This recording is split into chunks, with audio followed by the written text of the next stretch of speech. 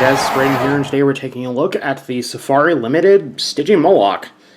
Now, technically this figure is actually interesting in that it's not actually technically part of the regular Wild Safari or Safari Limited Prehistoric Life Collection lineup. This is actually a figure intended as a tie-in to the Amazon Prime series Dino, which I haven't watched. I am aware of it. I'm aware of the franchise it's a part of because it is a continuation of the Dino franchise, which used to air on Nickelodeon, but got picked up by Amazon after the first two seasons. I haven't watched the show, or at least not enough of it. I've watched like maybe a clip compilation here or there. I used to play the Flash game for it all the friggin' time back in the day, but in 2022-ish, when is this figure labeled as having been released? 2021.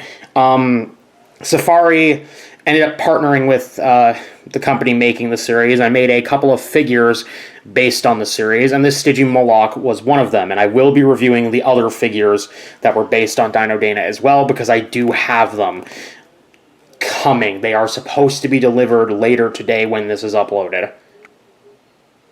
Anyways, the figure itself is pretty small. It's very small. It's very lithe, or thin, I guess. It doesn't look bad. It's definitely a Stygimoloch slash a subadult Pachycephalosaurus slash a Pachycephalosaurus spinifer, because if you don't know, there is the possibility of Pachycephalosaurus having two species and Stygimoloch being a second species rather than just its own, rather than just a dubious little thing. The colors are based on the one from the show, and I think they look nice. I think this sort of off-red looks good with this sort of spot pattern. I love the detailing on this. Safari never really disappoints me with the paint. Detailing-wise, though, I said that a little wrong. It could be a little better because the scalation on it is not bad by any means, but just a little bit... It looks a little bit rusty in comparison to other Safari figures. And you might say, oh, well, what others can you compare it to? Well, how about the Safari Pachycephalosaurus from, when was this figure? 2020. This is from the 2020 lineup, one of my absolute favorite figures from said lineup.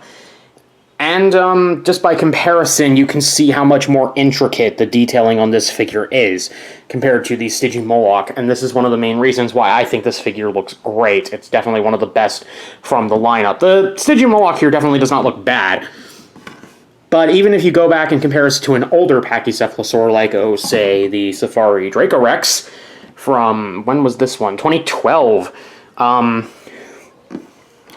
The detailing on it is definitely a little bit sloppier looking, but it still manages to be quite intricate. Of course, I know the main audience for this Stygimoloch is going to be little kids who probably don't care that much about the detailing on the figure, as long as the figure plays nicely.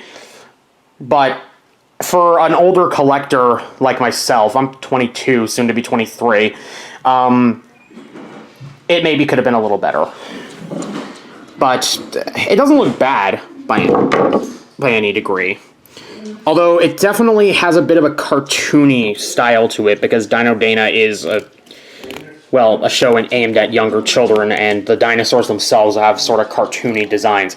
The main thing I say about this is the head, which is definitely pretty cartoonish looking. It has frickin' slit pupils, which I don't recall any other Safari Limited figure having.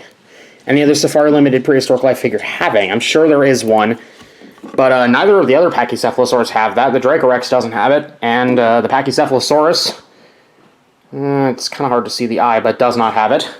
So I don't know why the Stygimoloch has it. It's just a little weird.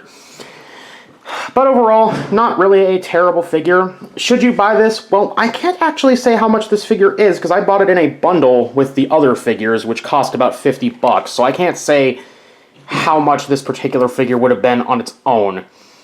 But if it looks interesting to you, then definitely go ahead and pick it up. I like this little guy. We really need more Pachycephalosaur figures out there, and I'm glad that even if Safari decided to do a rather controversial genus, that they decided to do one, period. So if you're interested in Pachycephalosaurs, I definitely say go pick this up. If you're not interested, then this guy is definitely skippable.